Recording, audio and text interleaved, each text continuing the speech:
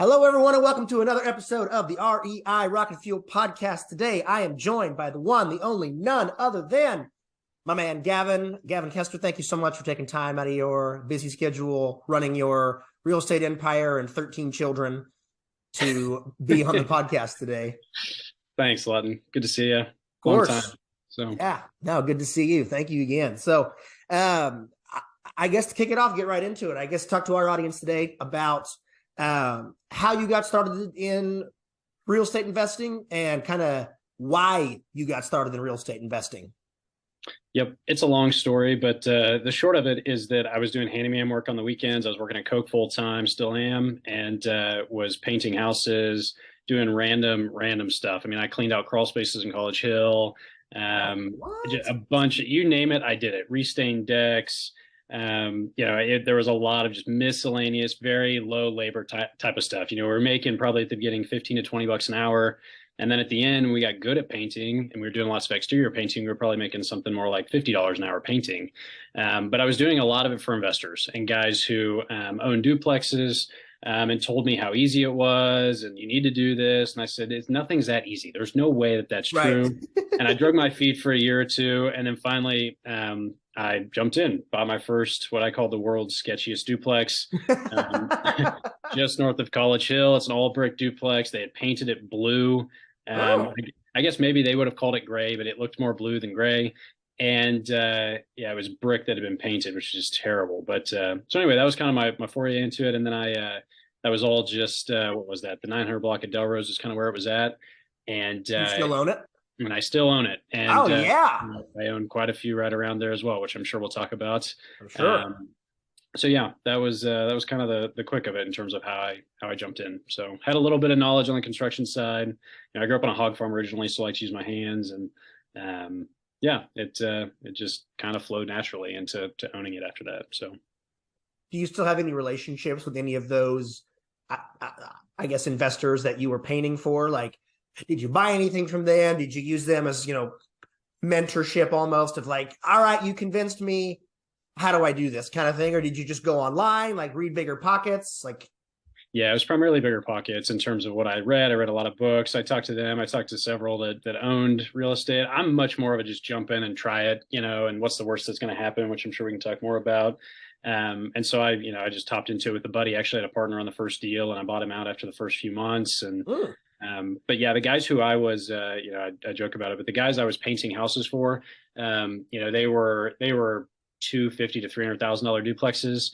And the first one I bought was 50 something. Right. So they're not slumlords, and I'm not either, I don't think. But they're certainly in a different class of properties, which we can talk about that too. When they say they have 10 doors, 10 doors for him is right. They've got a couple $1 million in real estate. Right. That's a lot more, money than I have in play with whatever it is times 50 a door, so. Right. Excellent. Okay. So getting started. So that's the early, I guess, kind of what was the why? Was it just so you could stop painting houses and have real estate as this side hustle? Or like, what was why did you want to get into real estate? Yeah, it's a good question. I mean, I think everybody talks about passive income, which is right. I wanted a high return on my money as well. So when you lever your money, you get a higher and higher return. And, I think, back in the good old days, as we like to call it now, you could lever up a property on an 8 cap, 9 cap, 10 cap, probably more of a 10 cap in the neighborhoods that I'm investing in. And, you could make over 30% levered if you did it right. And that was awesome. I love that. I was chasing the returns. I have plenty of time to let that debt play out. But, for something a bit more tangible, my wife and I wanted to start a family, and she was working at Coke at the time. And I said, you know what, let's do this thing to replace your income. That's very simply what we want to do.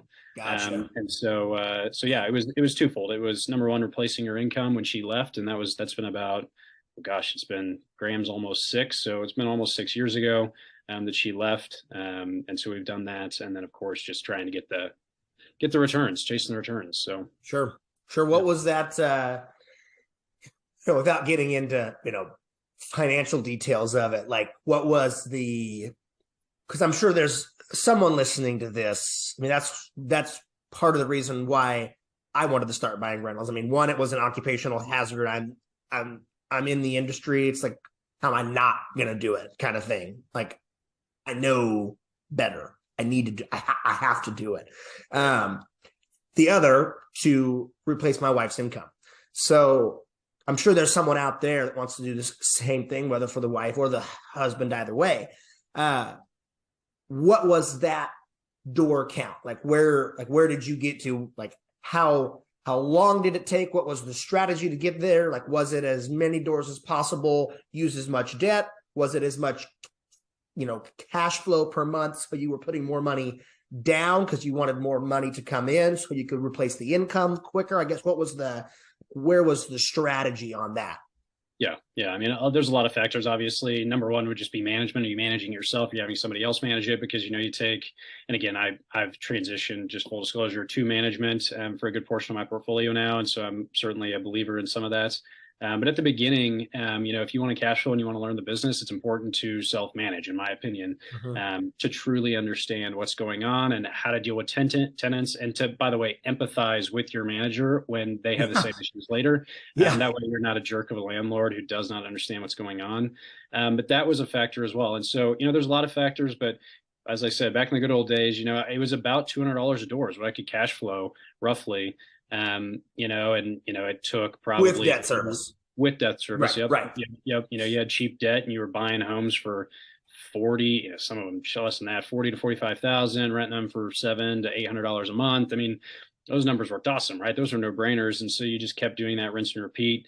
And it probably took 2 years and, 20 to 30 doors or something. And originally, the goal was just to get to 30, package them up and sell them off and buy an apartment complex. Really? Okay. That was the original goal. And to have the apartment complex managed by somebody else, and I didn't have to worry about it at that point. And then, of course, some strategy change for me where I had access to cheap money with the bank. I got set up with the bank that I really enjoy, and that they partnered with me and really helped me out. And that enabled me to go and push beyond that. So we grew to, we like to joke, and I know you and I have talked about this. Yeah, it's more than 20. I have more than 50 doors is what I tell people, because, oh man, you used to tell me more than 20. That's right. So, okay, so now it's more than 50. Then, right? Yeah, exactly. But it just, for me, it started to become more of a game of how much money do I not have to put down to keep buying these homes and have them cash flow. And that's, that became a pretty powerful strategy for probably, 30 or 40 doors, something like that, and kind of ongoing as well. So sure. Talk to the audience, I guess, today. So, that was kind of the success piece of it. You kind of stumbled across it haphazardly while you were painting and working on duplexes for other investors. You jumped into it to replace your wife's income, and now it's gone well far and beyond that. As far as holdings and what you've got invested in real estate, I'm sure it's well far and beyond, the initial goal of 30 doors, replace your wife's income, buy an apartment complex. So that's the success side. Talk to us about the biggest mistake you've made or biggest lesson you've learned on your journey thus far in the last, 6 years? Yeah. It's probably been 6 or 7 years I've been doing it now. And, there's the sins you make and then there's the sins you don't make, there's the problems that you create for yourselves. And there's the problems of just, you didn't do something you should have done, and what was it? You wholesaled me a house here a month ago that I literally could have bought we looked at it together. Yeah. We literally walked through the house together 3 to 4 years ago. And I ended up buying it for $50,000 more than I could have 3 or 4 years ago. And the numbers still made sense for me. That's absurd. Do I regret that? Of course I regret that. Sure. But that's also, I think, what leads to some success is the discipline to say, I'm not going to buy this today. It doesn't hit my criteria. I didn't have access to the kind of funds and the kind of relationships with bankers that I have today. And so that was a deciding factor then. Right. And so there's certainly things like that have been big mistakes. I've made the same mistake that everybody probably has made at this point of renting to somebody you kind of know, a friend of a friend. That never goes well. Try it out one time just to get it off your, off your plate, but it just never goes well. I've had that. They don't pay you for a couple months, and you end up going there, and it's complete wreck, and then they just disappear. So there's a lot of that kind of stuff that has certainly happened. If you want to lose a relationship, rent to them.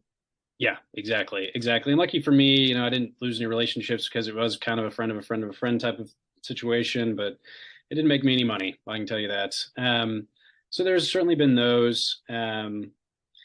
There's certainly been a few houses that I've spent more on than I would like to. We don't have very good systems and processes when it comes to flipping homes, which is why we don't really do it. We flip Right. one a year pretty much. We need to be a lot better at that. But, as far as big mistakes, it's probably more in the camp of things that I should have bought that I didn't, Sure. and that a lot of that just comes down to, I trade commodities at Coke. I still do that full time. And the discipline with which they sort of implement strategy and the way that they go about, sort of buying and selling a commodity, for example, is not so different from the way that I look at buying and selling houses. I try to stick to the discipline that they sort of use as a structure. And that has probably kept me out of the ditches in some places. I have no doubt that, everything that I bought is worth more today.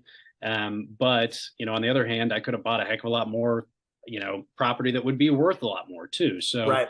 I kept it, out of the ditches from that perspective. But that's probably the biggest regret, is honestly just not having done more at the time. If I could go back, I'd house hack, it'd be something I'd do before Right. I was married. Right. Those are kind of, I don't know if I call them regrets, but they're things that I do differently. So Sure. Yeah, no, I get that. And, to kind of piggyback on what you said, it's very similar for me and the way that I look at it. It's like, yeah, you didn't buy the one that we just talked about, where you could have bought it 3 or 4 years ago for 50% of what you bought it for last month or the month before, whatever it was. But like, what other properties would you not have been able to buy 3 or 4 years ago had you bought that one, kind of thing? Sure. So it's like, it's all about opportunity cost. Like you probably don't remember, but because it was 3 or 4 years ago and it seems so inconsequential, but you probably picked up some golden geese 3 or 4 years ago that you still hang on to today, that you assumably and probably wouldn't have otherwise been able to swing because you didn't have access to the capital. You weren't there yet with the banks where you could just buy whatever you wanted, kind of thing. Yeah. The reality, to your point, is that I probably bought ones that were no-brainers. That other one was a bit of a knife's edge. Is it going to work? Is it not? And so I forewent buying that one. And yeah, in reality, the other ones were probably, I am still happy with them. But yeah, I remember everyone I didn't buy because I drive by them all the time. Sure. Yeah. I mean, they're all in my little hood, which I'm sure we'll speak a little bit about. But well, let's just roll right into that. Tell the audience and tell all of the wholesalers in Wichita that are listening now, where do you buy? What kind of properties do you buy? Yeah, Lawton likes to call it Kesterville, so thank you for that. But it's Kesterville, baby. That's right. It's north of College unincorporated. That's right. Yeah, right. Yeah, that's right. So Eastboro, we're coming for you. But I was going to say, you're going to have your own little annex neighborhood there. Yeah, exactly. So it's just north of College Hill. I mean, everything we own is, I can name the streets. They're Delrose, Pershing Terrace, Crestway, Belmont. That's the primary area where we invest. We own a few things east of Oliver that I regret doing. That is a regret, maybe. They're not terrible investments. They're just terrible properties and terrible tenants. But everything, really on those streets between sort of Central and 13th. So everything we own is really in that area. Initially it was easier to manage them all. They were all very close to each other. We were like, let's just keep adding. This one's for sale next, the street over. They want $45,000 for it. Rents for $700, $750. That seems to work. Let's just keep doing that. We knew the area as well as anybody. And so, I know as much about that area as anybody in Wichita, but I know nothing outside that area is reality. I'm a master of that area, and I know nothing about the valuations outside of it or the rents outside of it, to be pretty honest. And so, when wholesalers bring me stuff out of the area, Lawton calls me and says, "Hey, I got this one on South Woodlawn or something." I'm like, I have no idea if that's a good deal or not. Is that a good deal? I have no idea. Right. And so on one hand, it's really good it keeps me focused. I'm extremely focused, extremely disciplined on that area. I know who owns what house. I know if they're rented. I know if they're owner occupied. I know what they've sold for, if they've sold recently. I'm extremely focused on it. I see if somebody rents one in my neighborhood, what the rent was for and who owns that, so I start to see people creeping in and I'm like, hey, I see you doing that. Stay out of Kesterville. Yeah, exactly. So, I've talked about this with you, I think, a time or two, but when valuations rise in the neighborhood and I don't get to buy a property because it goes for more than what I'm willing to pay, it's bittersweet because on one hand, the valuations are going up and I'm really happy with that. Right. And on Yeah. the other Because hand, I want to buy 52 it. houses that you own immediately adjacent all just went up in value. Right, exactly. The 50.5 that I own. So Right. it's it's bittersweet, right? Because I'd love to own it. I'd love to add more in the neighborhood and own a larger and larger percentage of the neighborhood. But on the other hand, if somebody's willing to pay more for it, then let them do that. So that's kind of where we're at. I mean, go forward strategy is to probably completely continue to do that. And I think there will be opportunities. Really, I'm focused on there's probably 2 to 3 other landlords that have more than 5 doors in that area. I want to take them down, and then I'm just going to keep onesie twosie in it. As Lawton brings me deals, and Right. other wholesalers out there as you bring me deals, I'm going to close on those. I'm going to try to take them down. So I think the more we can own in that neighborhood, I think the more we can influence what that neighborhood looks like in terms of the houses are up, they're kept well, and we have good tenants, and I'd like to see the neighborhood rise in value over time as a result of, the money and the care that we put into it. So, yeah, we're very, very much focused on that area. I get lots of questions about, are you worried you're too consolidated? It's like, no, it's just like owning an apartment complex and single family homes. That's all it is. Well said. So yeah, no, that's kind of where we win, what we're doing, and kind of what we're thinking going forward. So how many more houses or doors do you think you need to have before the government steps in and is like, hey, this is a monopoly, you can't do this? So, like, it's funny, when you go to a closing, they ask you, like, do you own a home next door to this? Right. Any adjacent property. And I check that box frequently anymore, like, it's just because, again, I'm just looking in that small area. And I've never been asked, I've never been called by the county. I've never been asked by the city, like, hey, what's going on with this? So I'm curious. I don't know. At some point, maybe they will call me, but I do get lots of questions about, do you think that, you influence rents as a whole? And I think there's probably some truth to that. I think there's absolutely some truth to that. Because I know when I first started in real estate, and we kind of got started at the same time, you as an investor, me as an agent. Right. And I mean, we did tons of deals when I first got into the business. And I remember what you were buying them for and what you were renting them for compared to what you're renting them for now. You've absolutely influenced the rent rates in that area. Yep, for sure. Absolutely. For sure. Yeah, and it's helped that, I never bet on WSU, but it helps that WSU is expanding to the east and has made that extremely nice. So that's been good as well. But absolutely. Yeah, it's harder and harder to keep investing there just because the valuations are rising. I mean, there's homes selling on the same blocks I bought $40,000 properties for over 100 now. And it's like, I just cannot do that. Isn't it nuts? It's nuts. It is. But it cycles. But those are owner occupant prices. Yeah. Those aren't investor prices. So like you said, it's bittersweet. It's like, man, if I get a vacancy and I need some cash, I could list one of these on the market for $115,000 and probably get it. Exactly. That's bananas. Yeah, that's nuts. That's nuts. So, yep. So did you have any foresight in seeing those valuations rise? Like, do you think that you saw something that others didn't in that area 6 or 7 years ago? Or was it strictly happenstantial that this is where we bought our first one, we're just going to continue to buy? Or did you say, oh, this area, I know it's going to appreciate in 6 years, there's going to be houses selling for 120 and we can buy them today for 45? Yeah, I'd like to say I was that smart, but no, I wasn't. I mean, it was just by chance. We accidentally bought our first one, and then we just kept adding around it. And I think that area has probably risen as much as any. I don't know that on a percentage basis it's outpaced any other region. I think it has more tailwinds than it does headwinds right now with College Hill and some of the Douglas development stuff kind of in that northeastern part. And I think the northeastern part of Wichita is the place people generally want to be. I'm an East Sider, so maybe I got a bent there, but you see a lot of people posting about that on the investor chats that they want to invest in Northeast Wichita. And a few people starting to circle my little area in particular that makes me nervous, but well, good. You can sell them all to them at $90,000 a pop. That's right. So maybe it's some buy your apartment complex. That's right. That's right. I need to do that, but we'll see. So no, it's I had no foresight into it whatsoever. I mean, and we're young enough, Lawton, that you and I, we can invest and we're in it for the long term. When we say long term, 30 years from now, we're not even retired. It's not Right. retirement age by the government standards, so Right. it's We you got a can long truly time. invest. Yeah, we can truly invest through the ups and the downs and count on by the time we're 60 or 70 or whatever that it's going to work out, that the long-term averages of investing work out, unless there's some disruption in the market where, there's robots building houses or something, which is possible, but Sure. I'm not going to bet on that in the next 5 or 10 years, probably. Yeah. So. Yeah. No, I saw something the other day to kind of speak on that. It's you're more than likely, it was an article specific to real estate agents, because of course that's, where I cut my teeth. I got the brokerage in town. So, Yep.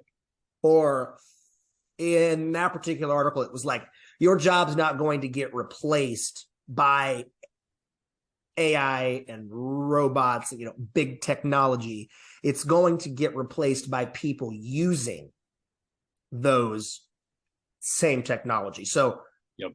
AI and tech and robots, it's not going to come in and replace the agent, but it is going to replace the agent that's not using them with agents that are using those technologies. And I'm sure the same can be said for commodities trading. I know there's a ton of big brokerages that trade strictly algorithm. I mean, they've taken the human element completely out of it. Like it is just an algorithm that is constantly moving the market. And at least in what I've studied, and you can speak much more eloquently and with more authority than I can on it, but I had yet to see a study where an algorithm has outperformed a human in any trading market.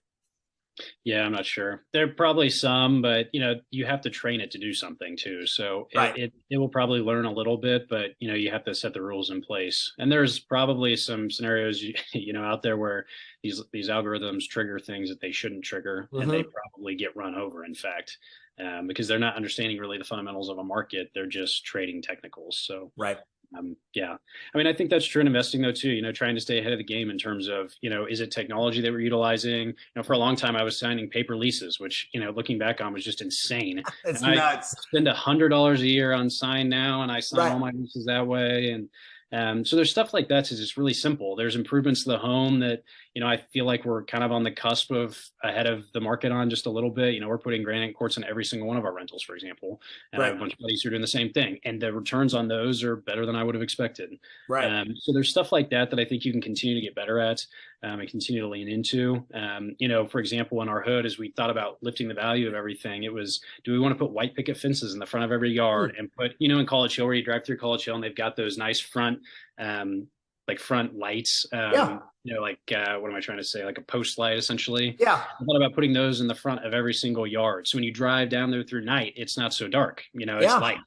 And then, obviously interior improvements as well. But there's just some stuff that I think when you start to think about owning enough in a certain area, and trying to add value to an area, I think that, you start to leverage your money, like you spend a couple $100 on every single one of them, and it suddenly lifts the value of the entire area. Now, I don't want to do that until I buy more, but those are things I'm thinking about, Yeah, I mean, that's at least 51 lampposts that you have to buy. That's right. Yep. That's right. At least 51. That's right. So where does the all-wise and omnipotent Gavin Koester see the market going in the next 6 to 12 months? And are any of your strategies going to change with these changes that you foresee? So I'm probably more pessimistic than most. It seems like when you talk to real estate investors, they fall in one of two camps. Either the market's going to be stable or it's going to go up. It's hardly ever that you talk to somebody who thinks the market's going to go down. Yeah. But I trade a commodity market where it does that all the time. And I was just going to say, you've got an insight to a totally different sector of the financial world than anyone. Right. And I trade fertilizer. So like trading fertilizer is completely different than, trading homes or buying and selling houses. Right. But like, I think it just conditions you to believe that markets cycle. They go up and down.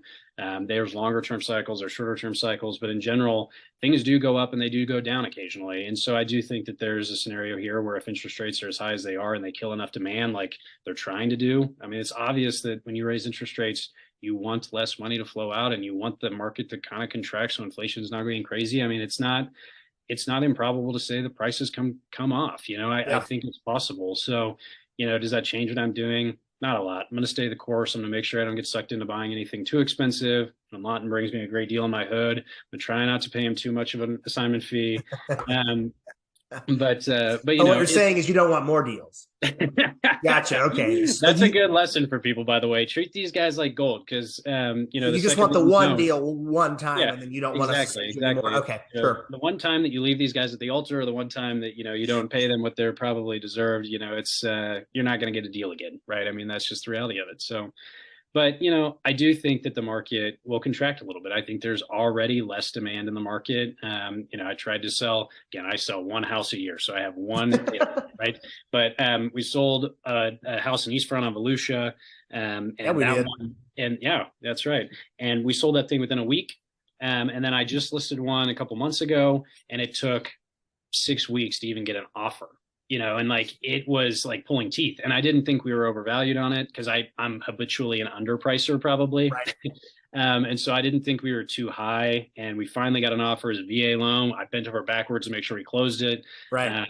So, it has changed a little bit. And I don't think that means that prices have come off yet. I Right. think that it's just the behavior of the market has changed a little bit. You're going to have to work harder. You're going to have to distinguish yourself a bit more. You're going to have to be a little bit more aggressive. It's not going to come quite as easy to make money. But I think the deals are still out there. And I think that if you work hard, you'll find them. And if you're focused, you'll find them. I wouldn't just, sort of say spray it all over the place and invest in Newton and Peck, Kansas and Derby and, west of Hillside and Wichita. Like that's not going to do it for you. You probably need to think a little bit more strategically about what you want to do if you want to be successful in this market. It's not as easy. 5 years ago, 6 years ago, idiots like me could invest in this and we could look really smart just by buying houses, right? It didn't matter if we paid too much for them at the time. But now I think you have to be a little bit more prudent. You have to be a little bit more careful. But that kind of leads me to another thing. People always ask, like, how do you get or what's your advice for newbies? And it's like, just jump in, because at the end of the day, if you buy a $50,000 home, what's your downside? I mean, Right. it's not like it's going to be worth $0. Worst Right. case scenario, maybe it's worth $10,000 less. You're going to lose Right. $10,000. What do people do when they lose $10,000 by overpaying? They just rent the thing out for 30 years and they pay it off. Their Right. cash flow is a little less, right? I mean, Right. so just jump in. That's what you got to do. And I think that that's true of a good market. That's true of a bad market. Just be careful. I mean, that's all you can do in this market. I think there's a chance the prices do come off at some point. But you're not going to always be able to buy the bottom either. Like I'm a commodity trader. Like it's impossible. Only one person buys the very, very cheapest of the Right. market. And so, you kind of got to buy along the way. And as long as you're going to do it for a long time, right? Lawton, you and I doing it for 30, 40 years, you'll probably retire in 5 years, but I'll have to do it for 30 Yeah, years. I'll right. probably have to do it for 30 years, but if you do it for that long, you're just cost averaging it over time. And as long as you're getting the returns you want, you're going to be fine. So, Yeah. Now I couldn't agree more. Like that's in the agent world, what we've seen, on the retail side of things, and I see it on the investor market side of things as a flipper, landlord, and wholesaler. I've kind of got my hands in the retail market and the investor market, finger on the pulse of both. We haven't seen prices come down. What we've seen come down is the rate at which prices were rising. Mm. So it's not like a home was worth 200,000 and now it's worth 175. It's always been worth 200, but the behavior of the buyers in the market 6 to 8 months ago said the house was worth 215, but the house was always worth 200. Someone was just willing to pay 215 or 220 just to be done looking at the houses because there was no freaking inventory. Right. So the house has always been worth 200,000. It's not like it's worth 175 now. It's still worth 200. You just can't get 225 out of it. It's always the whole time the house has been worth 200,000, and that's it, or 50,000, 70, 500,000. Like it's always been that way. The interest rates don't affect the value of the home. They do affect what a buyer's willing or what they can afford to offer and pay for it. Yep. Right. So it's a good time to be a buyer in the retail market, regardless of interest rates, because if a seller wants to sell, or if a house is on the market right now, that seller wants to sell. Like, market conditions be damned, that house is on the market. They've got some kind of ulterior motive and agenda that they've got to sell it regardless of market. They can't afford to wait a year and see what interest rates do. It's on the market. They got to go. They're getting a new job. They're moving up. They're moving down. That house has to go. So as a buyer, you can get in and you can make a more aggressive offer where you don't have to say, I don't even have to see the house, and I got to waive a appraisal and waive inspection, and I got to go 50,000 above ask. You can get a $200,000 house for 175. Yeah, you're getting into the 6.25% interest rate, but you got a house for 175 that's worth 200 that next year is probably worth 210, and you can refi, and now you've got $50,000 in equity, and you lowered your monthly payment. It's like you can always refinance. You can't go back in time and buy a house at a discount.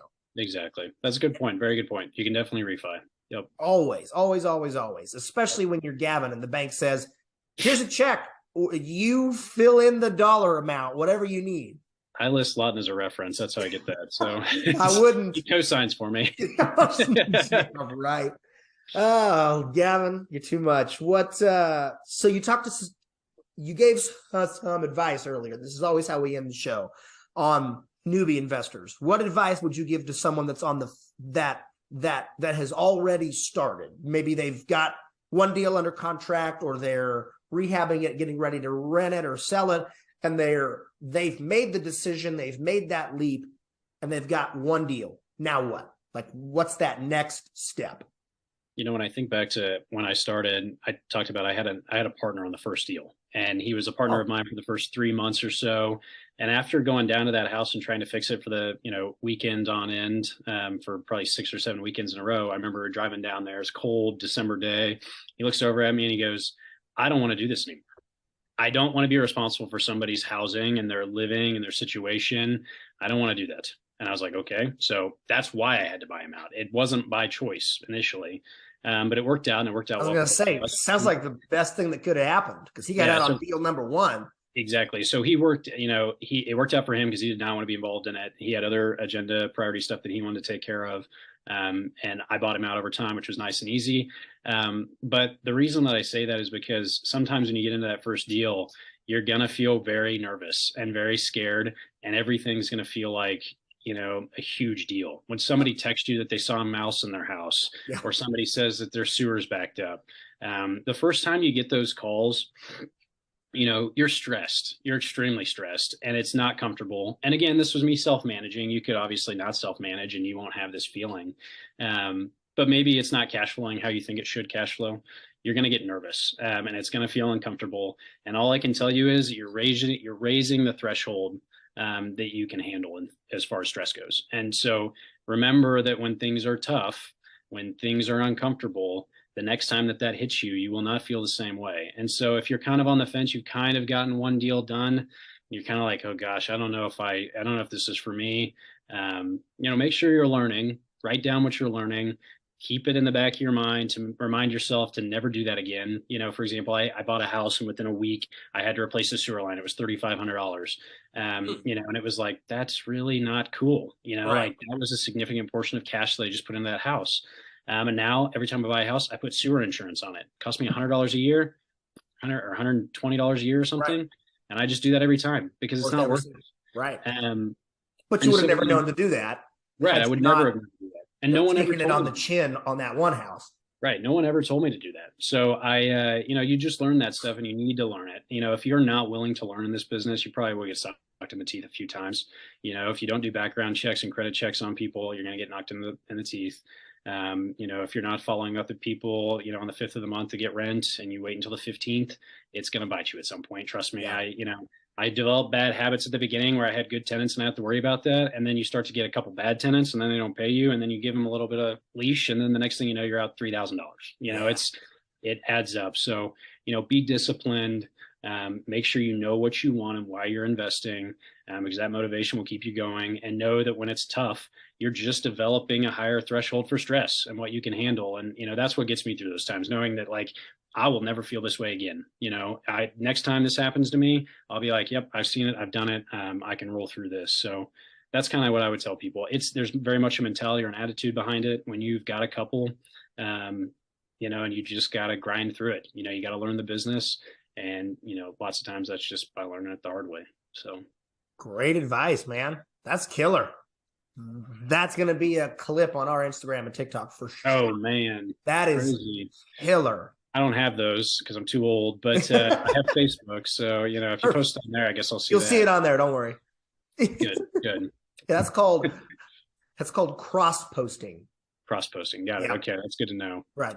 No, yeah, make a note of that for all your social media. I'll write that down. Yeah. That's, I'm still learning. You can always learn. So that's right.